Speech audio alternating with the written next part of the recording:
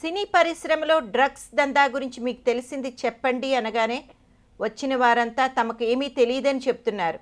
దీంతో పార్టీలో పాల్గొన్న ఫోటోలు బయట పెడుతున్నారు. డ్రగ్స్ సప్లయర్ కెల్విన్తో ఉన్న సెల్ఫీలు కాసేపటికి బయట పెడుతున్నారు. అది పొరపాటున లేదా ఫ్యాన్స్తో దిగిన సెల్ఫీ అని మాత్రం చెబితే అతనితో జరిపిన ఫోన్ సంభాషణ లేదా చాట్ వివరాలు అతని ముందు ఉంచుతున్నారు. దీంతో అవాక్కైన సినీ ప్రముఖులు తమ తప్పు ఒప్పుకుంటున్నట్టు తెలుస్తోంది.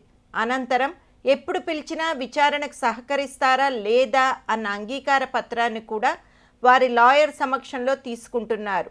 తొలి రోజు స్టార్ డైరెక్టర్ పూరి జగన్నాథ్ను విచారించిన సిట్ రెండో రోజు కెమెరామ్యాన్ శ్యామ్ కే నాయుడును విచారించింది. తొలి రోజు సుమారు 11 గంటల పాటు పూరిని సిట్ బృందం విచారించింది. రెండో రోజు శ్యామ్ కే నాయుడును మాత్రం 6 గంటల పాటు ప్రశ్నించారు.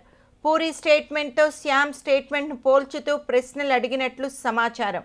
పూరి జగన్నాథ్ను విచారించిన గదిలోనే శ్యామ్ను కూడా విచారించారు. మొదట సిట్ బృందం శ్యామ్ను ప్రశ్నించింది. తర్వాత సైకియాట్రిస్ట్ టీం, నార్కోటిక్ టీం విచారణ జరిపింది. చివరగా అకున్ సబర్వాల్ నేతృత్వంలో ఎన్ఫోర్స్మెంట్ టీం ప్రశ్నించింది. శ్యామ్ కే నాయుడు విచారణలో అనేక అంశాలు వెలుగులోకి వచ్చాయని తెలుస్తోంది.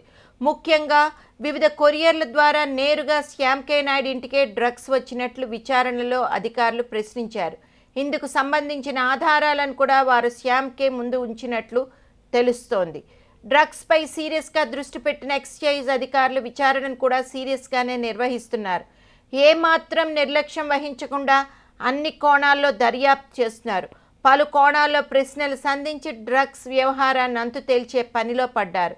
విచారణకు హాజరవుతున్న వారికి కూడా పూర్తిగా సహకరించాలని, లేకుంటే తీవ్ర పరిణామాలు తప్పవని హెచ్చరిస్తున్నారు.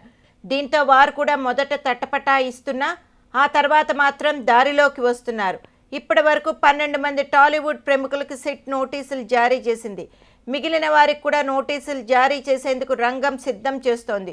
మరోవైపు కొరియర్ ద్వారా ఎవరెవరికి డ్రగ్స్ చేరాయనే అంశంపై కొరియర్ సంస్థలను విచారించి వివరాలు సేకరించనుంది. సిట్ విచారణ జరిగే ప్రాసెస్ ఇది. ఫస్ట్ నుంచి లాస్ట్ దాకా ఇలా ఆ రూమ్లో జరుగుతుంది అంటున్నారు. సుబ్బరాజు ఈరోజు ఏం చెప్తాడో అని టెన్షన్లో ఉన్న టాలీవుడ్ నటులు ఈ ఇంటరాగేషన్లో సుబ్బరాజు కొత్త విషయాలతో పాటు కొత్త పేర్లను కూడా అధికారులకి చెప్తున్నాడు అని సమాచారం.